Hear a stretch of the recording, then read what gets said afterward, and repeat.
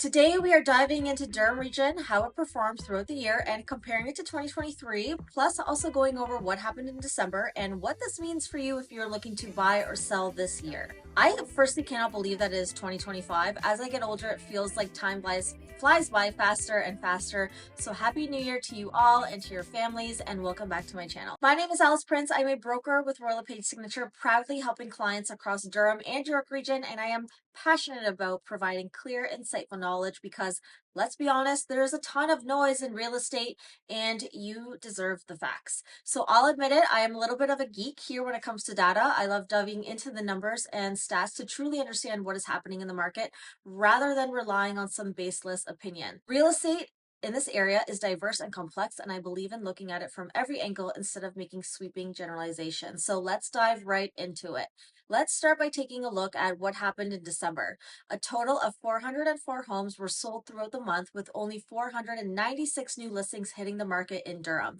Active listings, which represents all the homes available for sale, including carryover from the previous months, also dropped significantly from 1817 to 1242. One detail that often doesn't get mentioned is that 335 of those listings were actually terminated, and this suggests that many buyers may have been on the market a little bit longer than expected and have decided to take their homes off the market, likely planning to relist in the spring. So when comparing it to November, it does make sense that these numbers are down, seeing as it is obviously the holidays. And realistically speaking, with the way that the holidays fell this year, it seems that we really only had, 2 weeks where people were focused on real estate. But what I did find interesting was that on the month over month, home values in Durham region, so from November to December, home values increased from 904,000 to 930,000.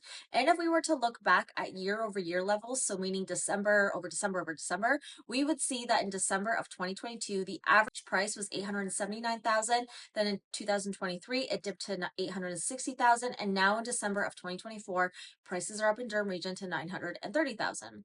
So if you really want to be keen and understand the market, knowing the next two stats that I'm going to mention are paramount to gauging where the market is at. So firstly, sales to new listing ratio, and secondly, which I've talked about many times on my channel, is months of inventory. These essentially are two important stats to look at when you're considering how the market is behaving in terms of the dynamic between buyers and sellers. They are essentially two different ways of understanding the same housing market, but together they give us a full picture of what is actually going on. So sales to new listing ratio, it essentially tells us how many sales are being home compared to how many new homes are being put up for sale in that given month, and it shows us how much demand there actually is in that time frame. So when we take the sales and we divide it by new listings, we get this number of 83%. So that would essentially translate to every 10 homes that hit the market in December, 8 of those have sold. Secondly, there is months of inventory, which tells us how long it would take for all the homes currently for sale, not just for the ones that came onto the market in the last 30 days, to then be sold. It's kind of like asking, how long do we have until the shelves run empty and dry? This number is calculated by dividing the total sales by the active listings, and if the result is 3 or less, the market is considered to be in a seller's market where prices tend to rise. If that result was between 4 and 6, it would indicate a balanced market where prices typically stay the same and stable. Anything above 6 signals a buyer's market where prices are likely to decline. We're technically around a seller's market and cresting balanced market territory with these numbers, but at this time of year, numbers can be a little bit skewed with the low volume, and we often see sales to new listing ratio start to spike as not a lot of people are listing their homes during this time, and inventory starts to get absorbed much more quickly. Now, the Toronto Real Estate Board has started to track days on market in two different ways. Before, it was just your typical days on market, but now they track listing days on market and property days on market. Now, the reason being is that it gives us a better picture into how long homes are actually taking to sell, because sometimes home have price changes, and when they do, the entire listing usually gets taken down and then re-uploaded with a new price, putting the days on market back at 0. So listing days on market is right now 24, but property days on market is 54. This tells me that sellers are changing their pricing strategy around that 3-month mark, and homes are actually sitting on the market longer. And that's something to keep in mind if you are a seller needing to sell your home in the colder months. Your buying or selling experience in Durham region will depend greatly on the specific area, the type of home, and most importantly, the price point that you are shopping in. Now, switching our focus and looking at year over year trends, we're seeing a similar pattern to last year. Both buying and selling activity typically slows down around this time, especially as we approach mid-December. At the start of 2024, sales began to outpace 2023, but activity started to decline around May and continued to slow down through the summer months. However, sales gradually picked back up in the fall, with October and November showing higher activity compared to the same months in 2023. This increase could be attributed to two factors, right? First, home sellers who had been holding off on listing their homes earlier or making a moving decision have finally decided to move forward. And secondly, the decline in interest rates improved affordability, allowing more buyers to re-enter the market. So this graph shows that the number of new homes that have hit the market each month, and at the beginning of 2024, we saw more new listings compared to the same time period of 2023. However, as the year progressed, the numbers have began to level off, and by the end of the year, we were back on par with 2023 levels. So it seems that many people, whether buying or selling, have been waiting to see if another interest rate hike will happen at the end of January and how that might affect the market. The seasonal nature of the market is clear when looking at these graphs of sales and new listings. There's typically a surge in new listings from about February through April. In 2024, this trend extended into June, likely due to the first interest rate decrease that occurred in June. This final graph highlights home values and how they performed in 2024 compared to 2023. The year started off strong with a solid spring market. However, there was a noticeable lull in price appreciation during those summer months. Since September, though, prices have steadily began to rise again, signaling renewed confidence in the marketplace. The recent declines to interest rates, both fixed and variable, it's afforded people about 20% more purchasing power and has really given this sense of renewed consumer confidence. With the lower prices and rates being in the fours, now making a move has started to make sense again. Unlike in 2023, when prices were still so elevated and rates were about 1 to 1.5% higher. I actually believe that 2025 will be a year of gradual recovery in home prices. If everything does remain stable and there's no unexpected events that shake up the market, we're likely to see slow but steady price appreciation throughout the year. As we move into the new year and approach the spring market, there's many potential sellers that are asking the big question of, when is the right time to list my home? Now, here's something to keep in mind. Looking at the last spring, we saw inventory begin to build in February, reaching its peak later in the spring and into those summer months. This pattern obviously provides a useful guide for timing your entry into the market. Now, sales run a similar trend with activity starting to pick up in February, running into the spring.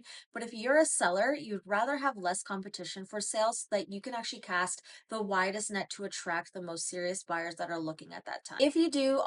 If you're planning on moving this spring, I do recommend reaching out to a realtor who can provide you with the latest data and insights about your area, and use this time to start preparing your home to ensure that it is show ready. That way, when the time comes, whether it's February or March, you'll be ready to hit the ground running at the most opportune time. In this market, really in any market, but especially this one, that it is still a little bit tough, thoughtful staging can really transform your space, showcasing its best features and helping buyers envision themselves living there.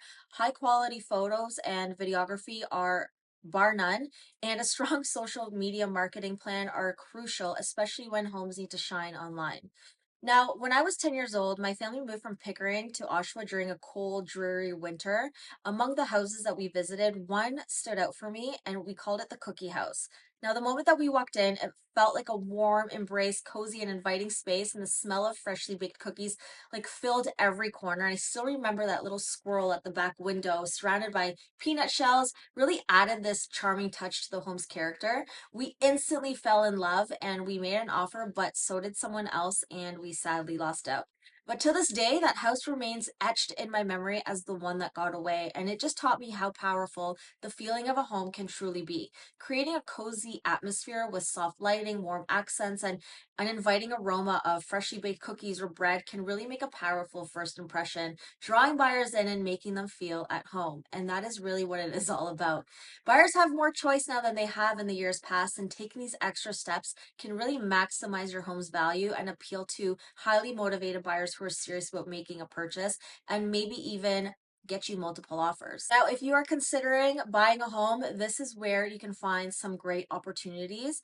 And if you're buying, or if you're planning on buying in the next couple months, now is the time to start getting pre-approved and have everything lined up. It doesn't mean that you have to buy the first or fifth home that you see, but stay active in the market, watch the market, and start checking out properties in person because it's going to give you a better gauge of how the market is moving and what it is that you're seeing online versus the actual property. Seeing as we're starting to enter the spring market early, there is a better chance now that you'll be able to negotiate both the price and the conditions within your offer, and you're likely less to run into competition with other buyers. Even if you're 6 to 12 months out from moving, now is the perfect time to start preparing, and I highly recommend meeting with a mortgage broker to understand what steps that it is that you need to take to better position yourself for success when you're purchasing a home. The mortgage brokers that I work with specialize in helping buyers structure their applications to save them money and to secure the best rate possible for them. Even small changes now can make a big difference when it comes for your time to buy. Finally, before I wrap up here, it is important to think about where you're going to be heading to next and how that aligns with the current and future real estate market. Something to keep in mind is that if you're holding out for the peak of the market, which typically happens around April or May, it's worth asking yourself, are you ready for what comes with that? If the market looks anything like the past spring, you could find yourself competing with a surge of buyers, multiple offers, and faster moving timelines. While you may sell your current home for a higher price, the challenge will then lie in securing your next one amid heightened competition. So these are just the kind of things to carefully consider when deciding to buy or sell in the months ahead, whether you prioritize top dollar, minimizing stress, or ensuring a smooth transition. If you have any questions about buying or selling a home in and around the Durham or York region areas, and you think I might be a great fit for you, then please use the link in the description below where you can book a call with me, and I will be happy to answer any and all your questions, even if you are months out from making a decision. Ciao for now, and we'll catch you on the next one.